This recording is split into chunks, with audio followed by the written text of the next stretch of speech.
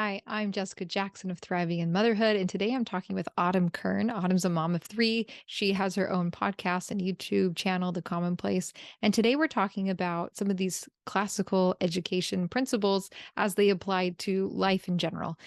So whether you are a homeschooler or not, hopefully you will find some gold nuggets here of things that you can apply and take into your own life. Now, I just love listening to Autumn because she takes ideas like logos and ethos and pathos and breaks them down to something that's really meaningful and something that I can apply and think about and get excited about in my own life. So you will have lots of ideas and things to think about in this episode by the time you are done listening.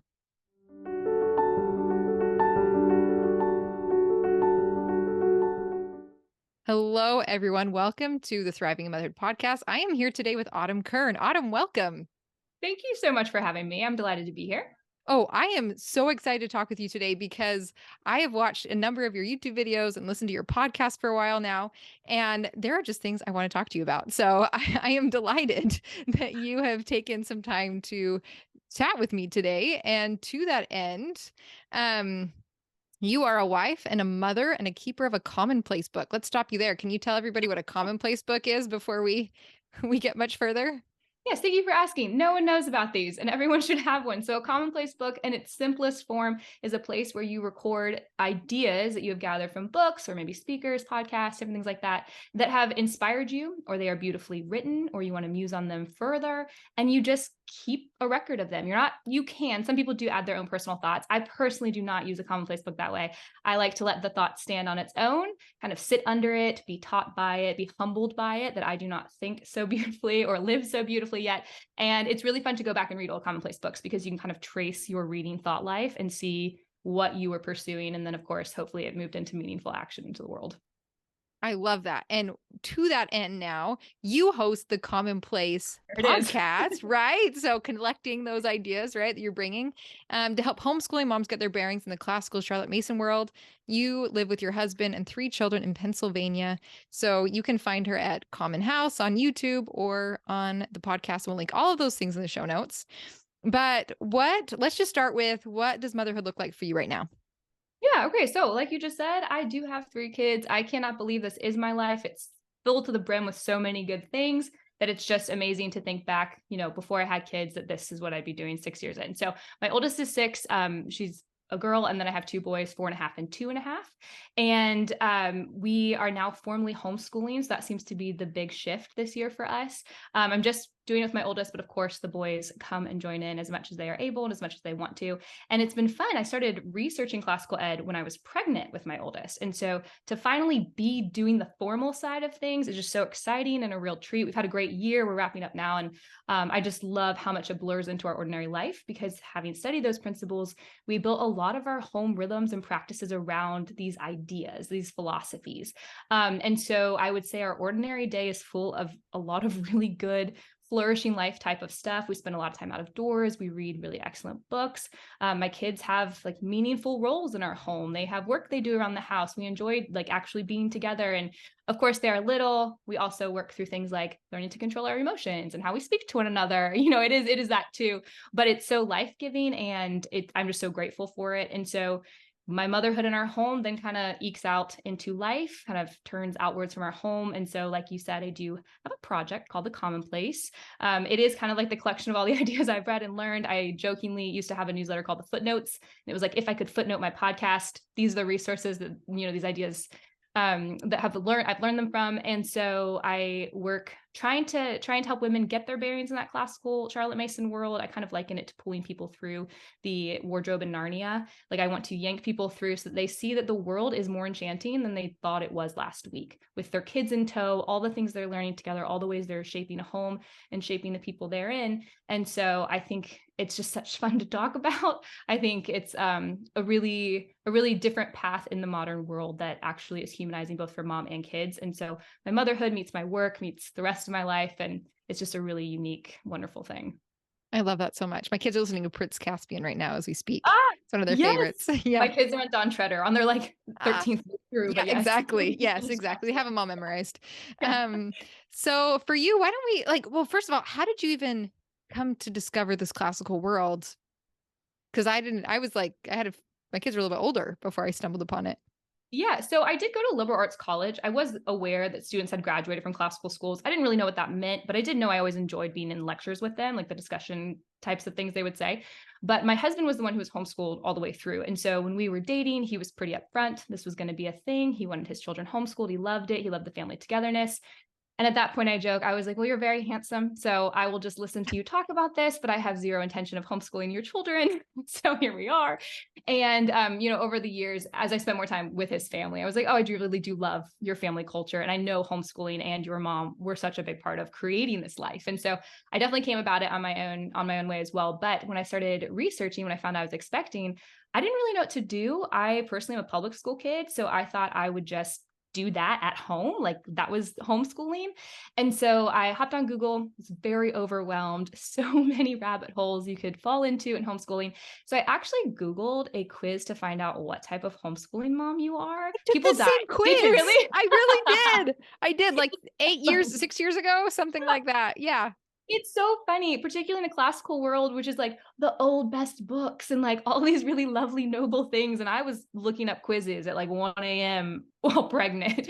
And I just did it to be funny, a little bit of humor in the midst of feeling overwhelmed. And I actually took a quiz and I was pegged as a classical teacher or a Charlotte Mason teacher. And that is how I discovered both of those terms, like for myself outside of what I knew of the kids at Grove City where I went to college. And so I looked at Charlotte Mason, was like, that's a lot of watercoloring. I'm not going to be able to do that. And then I went the classical route. And the first thing I found was an essay by Dorothy Sayers called The Lost Tools of Learning, which is very big for the American like the movement, the rebirth of classical education. And that was kind of my gate in. And I've just kept chasing footnotes backwards and backwards and backwards until I reached the ancients. That's amazing. Yeah. That's a really cool story. Okay, so what were some defining moments besides that one? That's a good one. What are some defining moments that you have had in your motherhood? Yeah, so I think I have language for this now as I was kind of thinking about this, but obviously meeting your first child is pretty momentous for any mom, not even just being pregnant. Like I was very excited, I loved studying about like how nursing might go or sleep patterns, or all these things about babies. I was really focused on baby care because I didn't know a lot about babies. But when I actually met my daughter in the hospital, something hit me where I realized like she's a whole person. I was looking at this tiny, tiny little baby, and I realized that for me personally, I didn't grow up in a very healthy home. I don't have any sort of inherited traits or practices from my parents that I wanted to pass on. And I realized like, I don't know how to care for a full person. Like she has a soul, she has a mind, she's a body. I focused a lot on that body stuff for the first year of her life, right? Prepping for that. But I realized there were other parts to her and I needed to know how to cultivate those. Like these were a gift to me and I wanted to form her towards what would be best, what would give her a flourishing life, what would allow her to move in God's world in a really freeing, delightful way. And I had no idea how to do that. I was completely panicked. Like, what in the world am I supposed to do? And so I started first I turned through like theological resources, trying to look at practical theology books, and those were very helpful. And I learned a lot through there, how to think biblically, if you will, like how do you apply the gospel story into the everyday. And then I started to realize that in church history, there's a lot to be said about the soul. It's hard for us to define now, but people have actually spilled a lot of ink on this idea.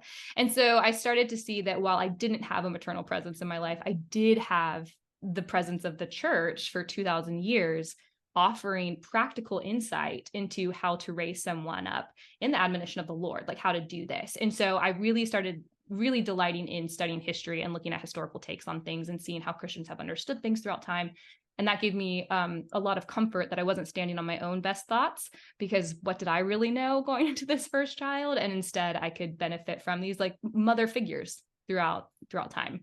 So that was a huge one for me, realizing that my kids were real full people. They were not just little bodies to take care of. And then I think teaching my kids how to read has been another big one, because it opens up the world to them of literature, which I love. I love story. I think that we're in a story and we're relearning the story we're in, right? Like as narrative creatures, the story we tell ourselves shapes so much of what we think about the world. This is kind of a fun classical thing that not everyone thinks about, but you are not primarily a brain on a stick. Like you're actually a lover of things. And so your imagination has a stronger pull on how you move in the world, what you pursue, what you defend, what you love, than your thoughts. So even though we do want to give our kids right thought, their imagination, their picture of the good life is actually what moves them in the world. And so teaching my kids how to read, one, just as a mother teacher, was like, okay, I can do this. I've taught you how to read. But then additionally, I'm opening them up to these stories, these pictures of the good life, of virtue. They're able to embody them in their play. It's just a whole new exciting thing. And we just get to continue to enjoy reading together. So those are two big ones. I love that so much. Well, and I've got my oldest now reading Anne of Green Gables on her own, and I'm like, this is like magic. Like, I feel like we were just trying to figure out sounds, and now you're Right. reading book. Like, how did that even happen? I'm still in awe of what kids can do. It's amazing. Yeah, we have very low standards for kids. We do. It's not like just our time and place. This has always kind of happened, but we do. And I think being the mother teacher also in the house, you get to see like, oh, wow, no, you are incredible. This is awesome. Yeah, absolutely. Okay, so you mentioned the good life. Mhm. What is that? How would you define that? Yes. Okay. So the good life is a phrase that's often used in the classical world to talk about your picture of what it means to flourish.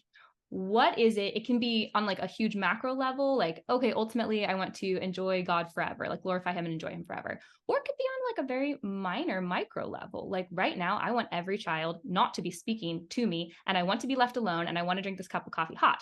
That is actually a picture of what would the good life be in this moment. So it's easy to define our big picture, like here's what I want my life to kind of stand for.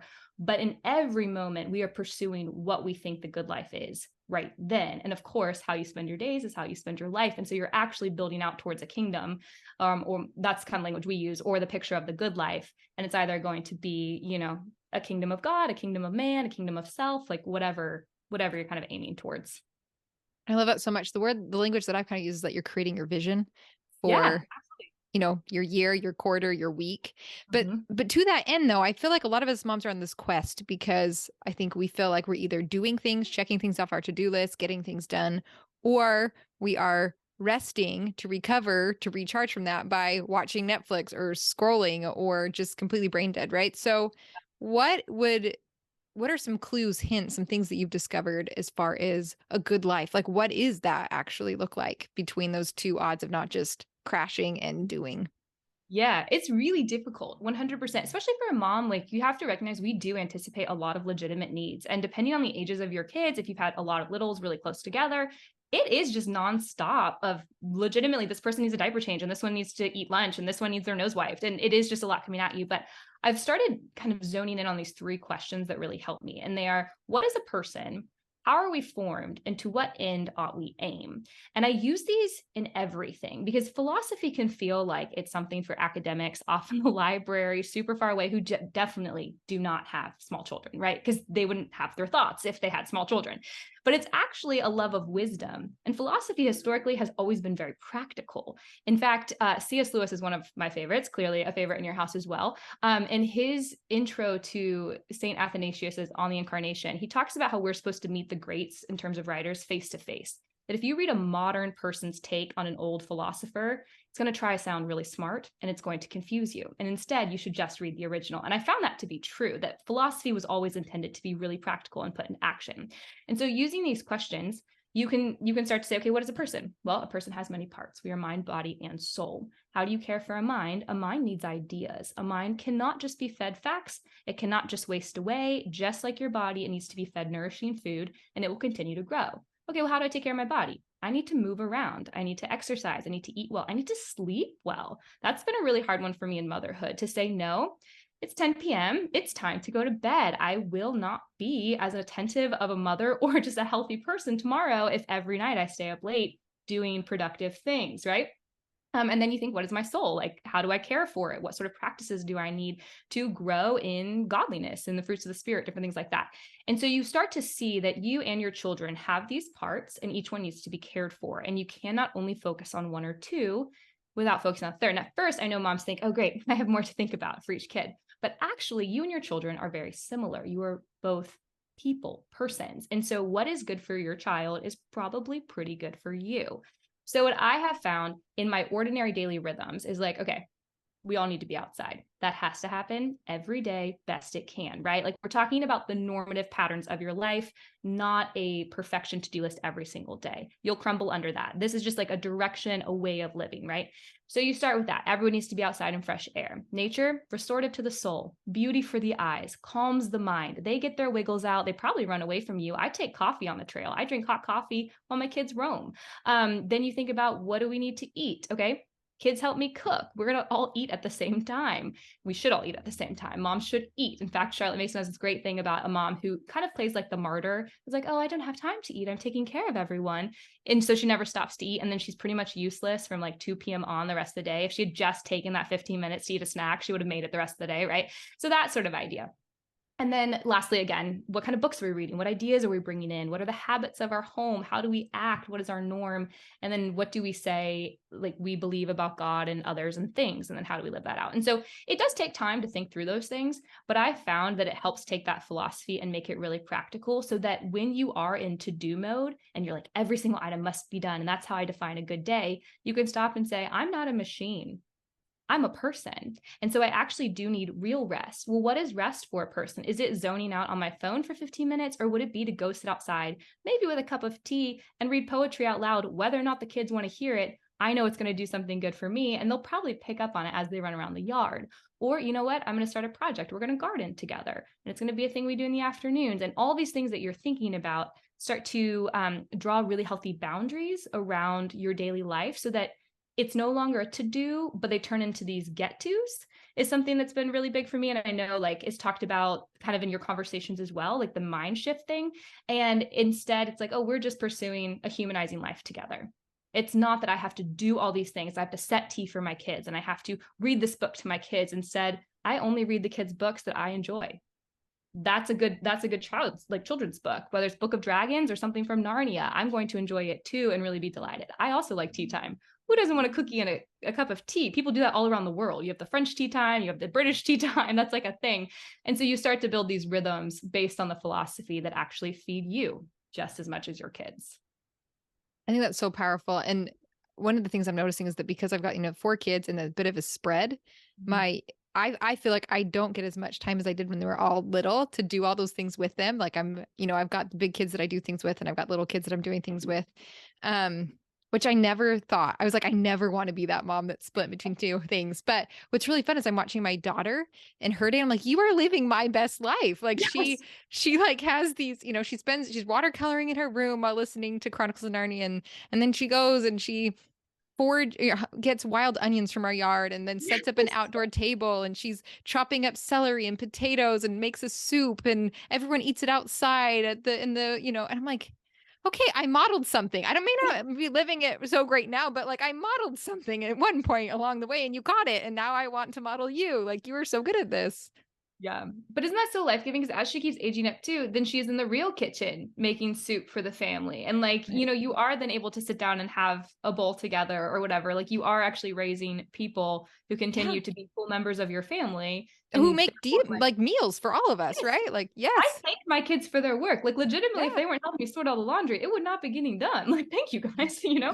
Yeah. Oh yeah. And so like that's part of it too. Like it's not just watercolor and Narnia. It's also like a cheerful way of serving the family. Right. James K. Smith has this whole thing about thick and thin habits, and how if you have like this thick or meaningful habit, like, oh, I want my kids to be hospitable when they grow up. Well, you need to train them on all the thin habits of, how do I wash dishes? How do I chop veggies? How do I put new sheets on a bed? How do I do a load of laundry? Whatever it is, because all of that is required to be hospitable. And so as your kids are learning this over the course of that first set of early years, you start to see what life they're bringing into your home. And it really blesses you too. I think moms almost feel bad if they have a life where they feel blessed by it, or if they have a life where Oh, they feel nourished. You know what I mean? Like, maybe. I don't have that problem. I delight in well, I it. delight in it too, but Yeah. sometimes when I'm talking about that, I'm like almost catching myself like, my kids aren't like slave labor in the house. Like I'm not just like throwing chores at them all the time. It's just that they are full members of the family and Oh. they find satisfaction in having good work, just like I find satisfaction in the good work of motherhood. It's the same thing. It's just all working together as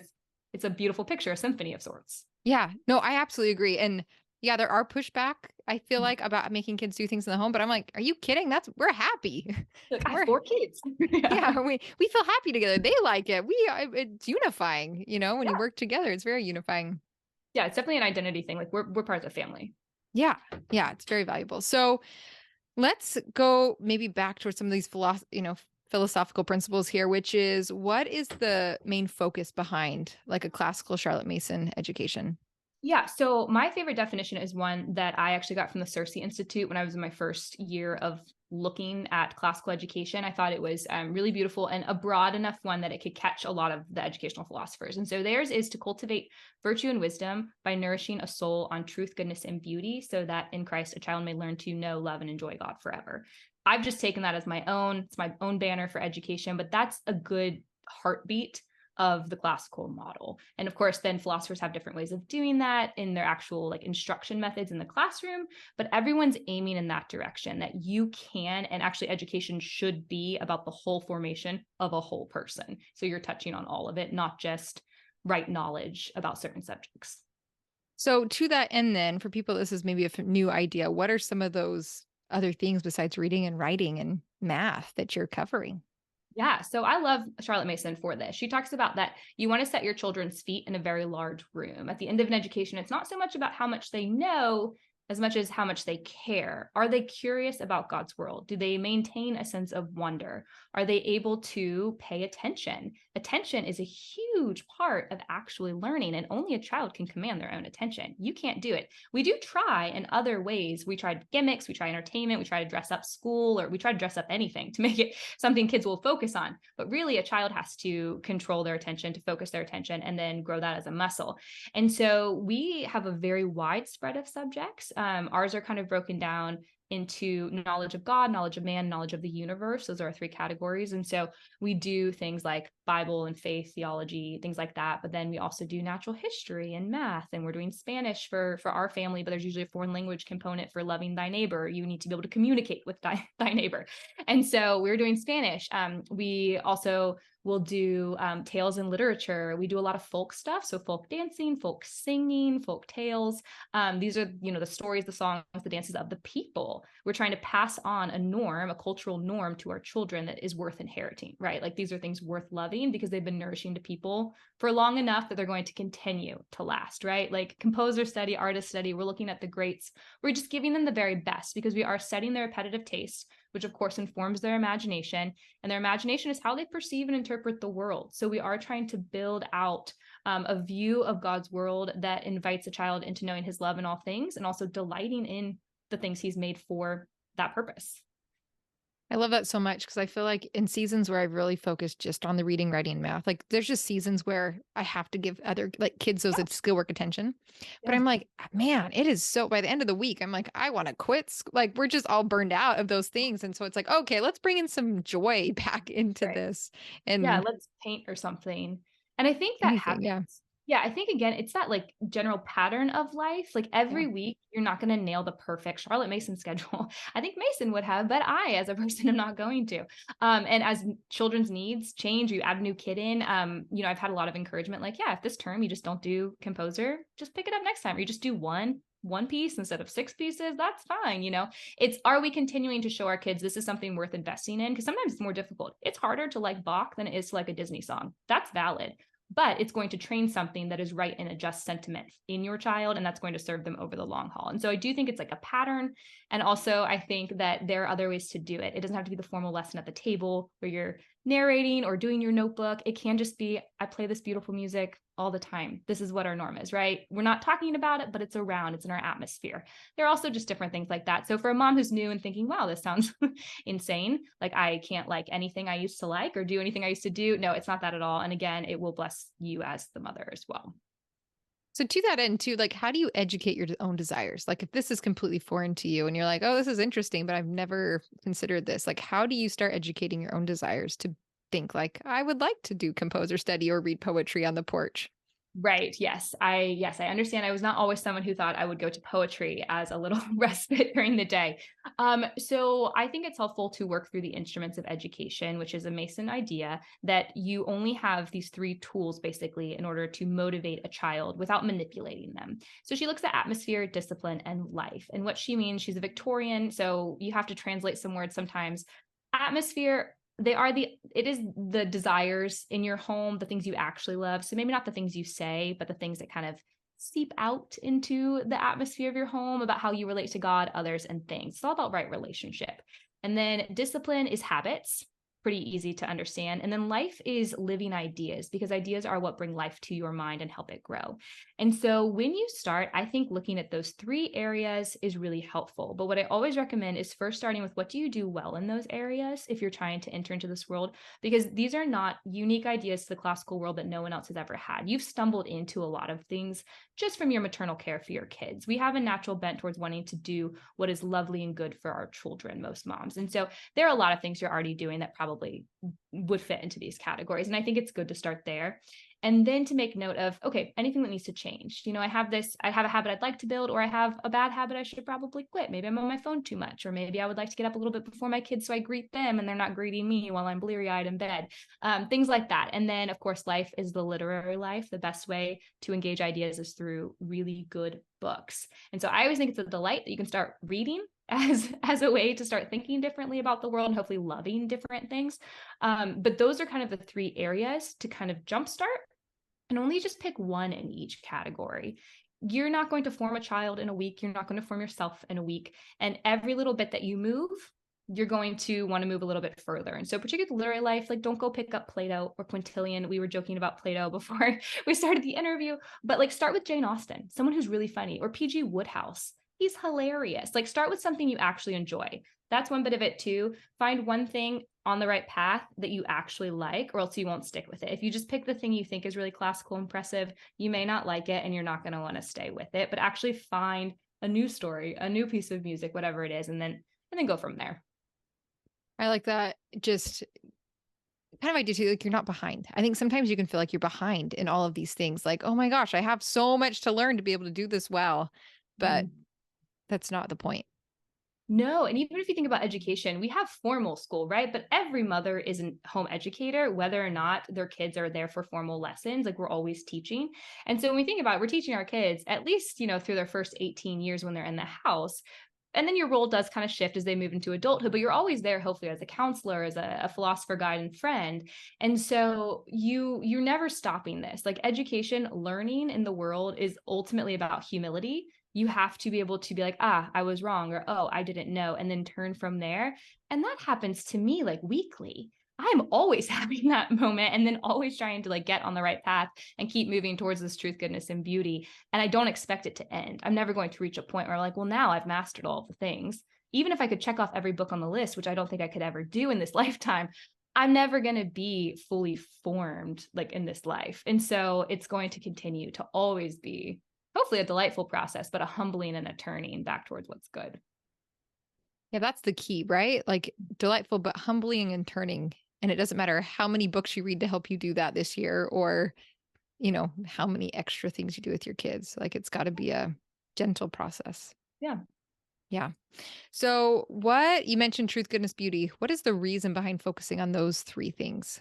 Yes. Okay. So it's a very common phrase. You'll pick up on it everywhere. And the reason why is that truth, goodness, and beauty are the transcendentals, which basically just means that they're cosmic values that have their home in God, but can be discerned objectively through nature. So they're things that whether or not you are a Christian or not, because classical tradition is built on the shoulders of pagan ancient philosophers, like not necessarily Christians. And so these are things that everyone has been able to work their way back to and find as the good life, these things.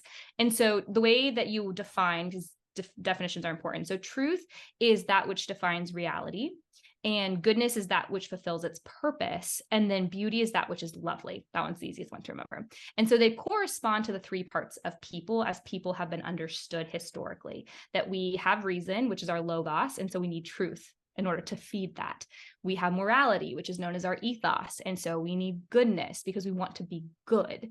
Pictures of good, virtuous people make us want to be like them, right? We want to think like them and act like them. And then we have emotion, which is our pathos, and that corresponds to beauty, which is why you feel something when you see a really beautiful painting or a really beautiful moment with your child, right? Like something like that will really stir your emotions. And so those three things feed the main three parts of a person, and that's why we break them down in that way. Okay, and this is why I love listening to you, because I'm familiar with both of those terms separately, but putting them together, I'm like, I should have had you for college. This is fantastic. We're very kind. It's just fascinating. Well, It is. Yeah. Yeah, it's just like I mean, talk about good ideas, right? This is serious brain food. Lots to think about. I love this. Um, okay, so how do you bring we've talked about a lot of ideas here, but what are some ways that you bring this philosophy into your everyday life? Just some practical things. Yeah. So I will use that atmosphere, discipline, in life for almost everything. If anyone is familiar with the commonplace, they will hear it all of the time because I think they're really practical pegs on which you can hang ideas and then get to work, right? I'm really big on you can't live your best self up in your head. If you have virtue intellectually, but you're not living it out, it's not virtue. And so you need to figure out how to do this with kids in tow in your real time, real life. And so one thing that I've noticed with my kids is that, like I said earlier, we kind of have low standards for kids. We think that whether it be stories or movies or music, that they need their own kid culture and that it's not something we really want to touch, but it's perfect for what they need. And I kind of equate that to eating potato chips all day, right? Like potato chips are tasty and they're really easy to eat and you can eat a whole bag without noticing it, but it's not really going to nourish you. And I feel the same way about kid culture. So I'm only been on this classical journey, if you will, since my oldest was born. Like we've been doing this together. I know all first children are kind of experiment babies, but I feel like she has really gone on this whole life turning sort of back to the path of truth, goodness, and beauty with me.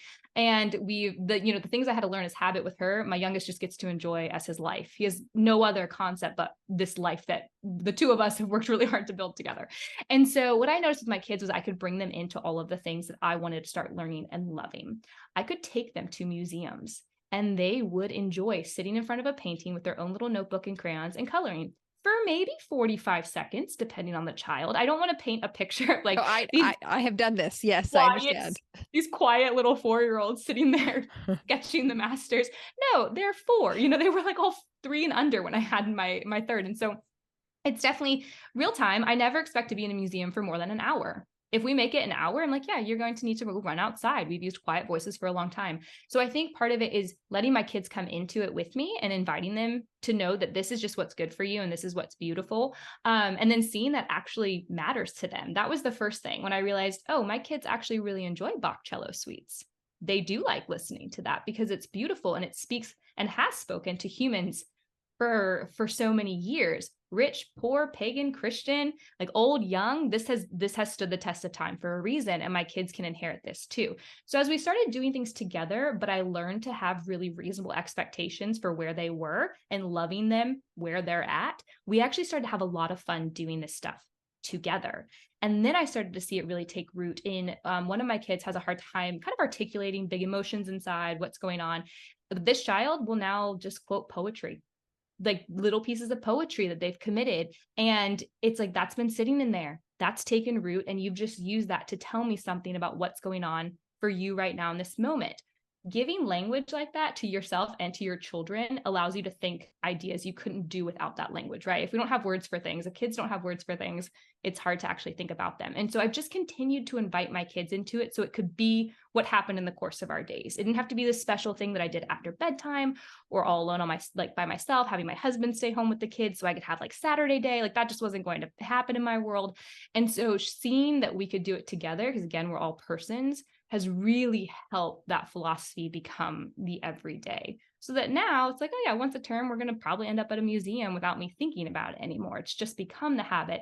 But it took a lot of work at the beginning, and it took a lot of sweaty days of taking small children to Shakespeare in the Park and museums. And also, I do want to say that's like uncommon goodness, right? Like Shakespeare, Bach, not everyone is those things, are those things, but just getting on the trail every day with 3 kids. I remember, I've had so many moments, like the time I forgot all 3 water bottles in the car, and my kids were all 3 crying for water on the trail. I have never forgotten water again, but carrying 3 small children back to the car in the middle of fits, that is a workout I don't wish on anyone. Or when we went hiking in the snow and realized, crossing the creek, it's like a river today, and I will be carrying all of you across while my snow boots fill with icy cold water for the mile hike back. Like there have been so many moments like that, but each one has really shown me that this is worth it because I see the impact, like I said, in them and in me. And also this is life. This is life with kids. Like if I have this reasonable expectation, I can continue to pursue that high ideal, knowing that it's not always going to be Instagram worthy, but it is actually forming us. And that's more important. And so I just keep going at it every single day. How can we add a little bit more of this into our life together? Yeah, that is so powerful. And I think this idea too that we both use different language for it, but this idea of that this is forming us. Like the hard things, the good things, the exciting things, it's all meant for our good. Mhm. And that's why we're not victims. We're not martyrs. You know, the Oh, world paints us as those things. yeah, And instead, it's not like the world's working against us. I'm trying to go on this nature hike and my kids are having a meltdown. It's like, oh no, no, no, no. This is where the growth happens. right. This is the good stuff. Yes, actually, back to the defining moments. One of mine was right after I had my third, and I'm someone who likes to get back to the normal routine pretty quickly. Like I feel like comfort knowing like, okay, we're doing our things again. And it was my maybe first couple days home alone with all three, and I was thinking like, okay, how can I get? I live in the city, so that's part of this, like sidewalks and three and under. And so I was like, how can I get them all to the car? We do need to like do our first Target run. How will I strap the one? My other one's a runner, so I can't let him out of my sight, sort of thing. And I realized we had a moment where my worst case scenario happened. Like one kid ran out the front door, another one started crying with a blowout, and the baby was crying. And I was like, it happened, but I got them all back inside. I'm sitting against the door, sweating, locked. They're all inside. They're safe. They're crying, but they're all safe. And I just had this moment of like, the worst thing happened. This was my worst nightmare, and it happened, and I'm fine. And the kids are fine. I handled it. And now I'm good. Like I know I can do it. Even if it's difficult, I can do it. And from that point on, I'm the mom, like I'll take all three of my kids to a huge library book sale. I'll take all three of my kids to lunch by myself in a restaurant. Like I do those things because I just finally had it click. Like, yeah, sometimes the worst thing will happen. It's still a good thing to do and try. And we'll just keep learning together, new ways to do it better. But that idea of like, yeah, hard is not bad. In fact, what asks little of you usually develops little in you. So I've found that I have grown the most as a woman being a mom because of the things that I've encountered on a regular basis than I did in the 6 years prior to becoming a mom. And so I love that. Like, I think it's so true to not take that victim mindset. And instead, I will often say, like, I'm not, or I'll say be anti-fragile, or like, I'm not fragile to myself. Like, I'm not an emotional 2-year-old. I can hold the line. I will look at the clock. This is a tip I got from another podcast, but I will hold the line by looking at the clock and saying, like, I can be patient for 10 minutes. It's usually over in 10 minutes, right? Like I'm a strong enough adult that I can do this and show you what it looks like and we'll move forward together. So all that to add in there because I love that. Like we're not victims. Having children is not like a death sentence. Oh, complete opposite. Yeah. Yeah. Yeah. Yeah. It's wonderful.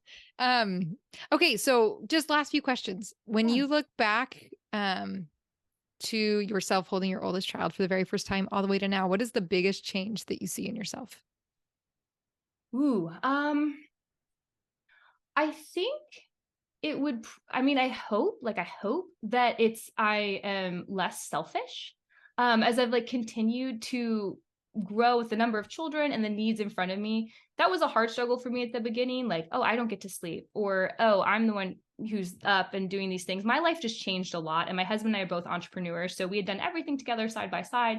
And all of a sudden his life kept going and mine looked really different. And I realized then that selfishness that I wasn't aware of was being rooted out. Like, could I serve and serve and serve? And was my love conditional on a thank you or an acknowledgement? And I think that's been a really good muscle to grow over the last 6 years. I hope it continues to grow, where it has actually become a delight to lay down my preferences or, my quote life for this much more beautiful and rich life that I've been given. But it's come out of pursuing this ideal as a family, like wanting this life that fed all of us, that would form all of us in the right direction, does take work on the mom. I'm not going to pretend like it hasn't come without a lot of intention and thought, but it's just changed something in me where it's so much more delightful to take care of others or to serve them than to just think about what I want in any moment. And it continues to be way better than anything I would have dreamed for myself, as like that picture of the good life in any of those moments. I love that so much. What is something that you feel like you've mastered? Okay. I don't know if I've mastered anything. I don't to feel like, oh, something's totally accomplished. I'm someone who really always sees areas of improvement. It's part of being idealistic, right? Like you always are aiming. But I will say, because this morning I did this, I am a master splinter remover. This is a real thing. So I grew up wanting to be a neurologist. Like I wanted to go to med school. I really wanted to work with kids. I wanted to work at St. Jude's for a while. I was obsessed with the brain. And up until high school, and I actually had my first anatomy class, and I realized, oh, blood and I do not do well together. Actually, I have to still sit down if my kids are seriously bleeding so that I don't pass out. It's like labor breathing all over again so that I don't just fall over.